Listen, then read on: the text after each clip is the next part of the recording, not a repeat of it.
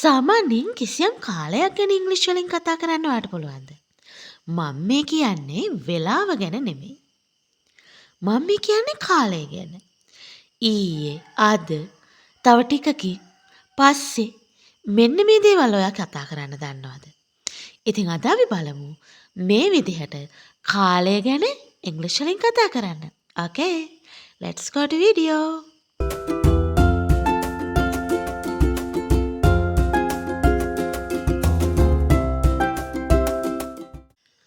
before කලින් before කියනවා දැන් ඔය අපි මෙහෙම හිතන්නකෝ please call me before you come in ඔයා එන්න ඉස්සරින් මට call කරන්න එතකොට before වලට පස්සේ ක්‍රියාපදයක් යෙදෙනවා නම් අනිවාර්යෙන් ing form එකෙන් තියන්න ඕනේ please call me before you come in please call me before you sleep in ඔයා නිදාගන්න කලින් මට call කරන්න මේ විදිහට before වලට පස්සේ යෙදෙන ක්‍රියාපදය ing වලින් තියන්න ඕනේ. Okay? Let's go next one. after පසුව after වලත් ඒ වගේ after කිසියම් වාක්‍යයක after යෙදුනට පස්සේ after වලට පස්සේ තියෙන verb එක ing වලින් තියන්න ඕනේ. I'll do it after you sleep in. මම ඒක කරන්නම් ඔයා නිදාගත්තට පස්සේ. I'll do it after you sleep in. ඒ විදිහට after සහ before වලට පස්සේ යෙදෙන verb එක ing වලින් තියන්න ඕනේ. අමතර කාරණයක් වැඩිදුර දැන ගැනීමට කිව්වේ. Okay? Let's go next one. Now, then. Please do it now. ඒක දැන් කරන්න. Please do it right now. Right now, then මම කරන්න. ඒක දැන්මම කරන්න. Now, then. Right now, then මම. දැන් මේ දේවල් ඔයාලා භාවිතා කරනවා නේද? Next one. Then ඊළඟට. අපි ඒ වාක්‍යෙම වගේ ගමු. මම ඔයාලට call කරන්නම් ඊළඟට. I'll call you then. Then ඊළඟට. ඔයාලා දන්නවා නේද ඒක? Okay. Let's go next one. Next ඊළඟට. නේද? අපි හිතමු මෙහෙම ඊළඟ වාරෙදී next term. එහෙම නැත්නම් කාට හරි මෙහෙම අහන්න පුළුවන්. ඔයාගේ ඊළඟ සැලසුම මොකද්ද? What's your next plan? නේද? එතකොට next ඊළඟ කියන අදහස. Another වෙනත්. I'll call you another day. මම ඔයාලට වෙන දවසක call කරන්න නේද? Another වෙනත්. Another one වෙන එකක්. ඔය විදිහට වෙනත් කියන්න අපිට another භාවිතා කරන්න පුළුවන්. ඔයාලා දන්න භාවිත නැවත මතක් කිරීමක් කරගෙන යන්නේ. afterwards පසුව. afterwards හොඳට බලන්න. afterwards පසුව. after කියන්නත් පුළුවන් පසුව. afterwards කියන්නත් පුළුවන් පසුව. next one currently දැනට. current කියනවත් දැනට. දැන් අපි කියමු what's about current situation? දැන් තත්ත්වය මොකද? current situation. දැන් තත්ත්වය මොකද? එහෙම නැත්නම් currently දැනට. currently වචන දෙකම ඉගෙන ගත්තා. next one concurrently සමගාමීව. let's do it concurrently. අපි ඒක කරමු සමගාමීව. concurrently සමගාමීව සමාන්තරව කියන අදහස. next one at once එක් වරකදී at once. for a minute මිනිත්තුවකට නේද? stay here for a minute විනාඩියකට මෙතන ඉන්න. stay here for a minute. එතකොට මිනිත්තුවකට කියන අදහස for a minute. next one for an hour පැයකට. formally කලින් ඉස්සර ඔය previously කියන අදහස. ඒ කියන්නේ before කියන අදහස කලින් formally. දැන් මෙහෙම හිතමු. we formally used this building for a store. අපි මේ බිල්ඩින් එක කලින් පාවිච්චි කරේ ස්ටෝ එකක් විදිහට, ගබඩාවක් විදිහට. එතකොට formally කලින් ඉස්සර. usually සාමාන්‍ය. එතකොට ඔය සරල වර්තමාන කාලයේ වචන වාක්‍ය කතා කරනකොට අපි මේ usually සාමාන්‍යයෙන් කියන භාවිතය ගොඩාක් දුරට කතා කරනවා. I usually do it. මම ඒක සාමාන්‍යයෙන් කරන්නේ.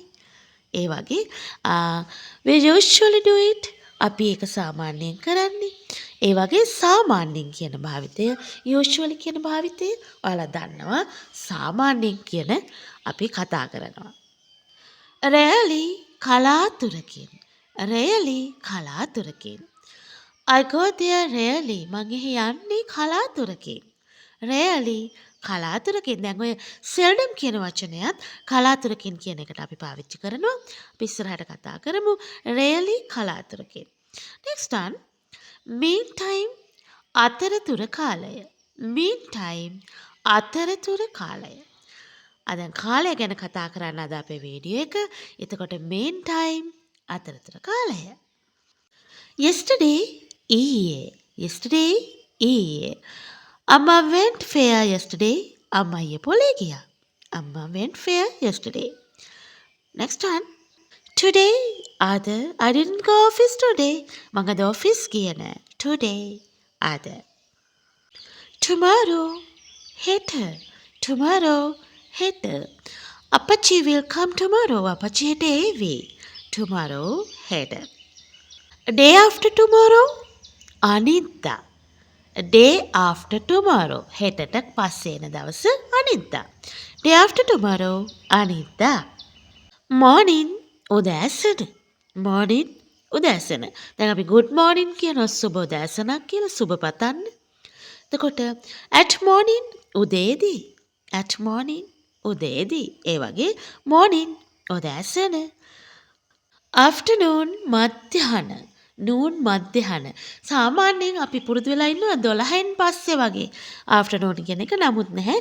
සාමාන්‍යයෙන් ඉංග්‍රීසි කට්ටිය 11න් පස්සේ වගේ afternoon noon කියන එක භාවිතා කරනවා. noon කියලා වෙනම කියන්නත් පුළුවන්. ඒකට afternoon මධ්‍යහනය. evening හවස. evening හවස. හවස කියන එක දැන් මෙහෙමයි. දැන් අපි හිතනවා රෑ 7ට විතර කවුරු හරි හම්බුනොත් අපි good night කියනවාද කියලා. නැහැ. දැන් good night කියන්නේ රෑකදී එයාව ආයේ හම්බෙන්නේ නැත්නම් අවසාන වශයෙන් එයාට අපි සුබ පතනවා නම් good night කියනවා. නමුත් එයා කලින් අපිට 7ට විතර හම්බුනත් අපිට good evening කියන්න පුළුවන්. එතකොට evening කියන්නේ ඔය හවස 3න් වගේ පස්සේ ඉඳන් රෑ 7-8 වෙනකන් උනත් evening කියන්න පුළුවන්. විශේෂයෙන් කවුරු හරි අපිට අවසාන වශයෙන් හම්බෙනවා නම් good night කියනවා. මුලින් හම්බෙනකොට good evening කියනවා. රෑ 7-8 වුණත්. Okay. Next time. seldom කලාතුරකින්. seldom කියන්න පුළුවන්. කලාතුරකින් rarely කියන්නත් පුළුවන්. අපි කතා කරන්නේ. ඒක නිසා ඉක්මනට ඊළඟ වචනේ බලන්න යමු. seldom කලාතුරකින්. at same time එකම වෙලාවේ. at same time එකම වෙලාවේ. we did it at same time. අපි ඒක කරේ එකම වෙලාවේ. නේද? next one. at same year එකම වසර තුල. එහෙම නැත්නම් එකම වර්ෂයේ එකම අවුරුද්දේ at same year. at same month එකම මාසයේදී. at same month එකම මාසයේදී. during the year වසර තුලදී. දැන් during the year කිව්වහම අපි දන්න this year මේ වසර තුලදී. during the year වසර තුලදී. during this year මේ වසර තුලදී. අපි බලමු වසරක් තුලදී කියන්නේ.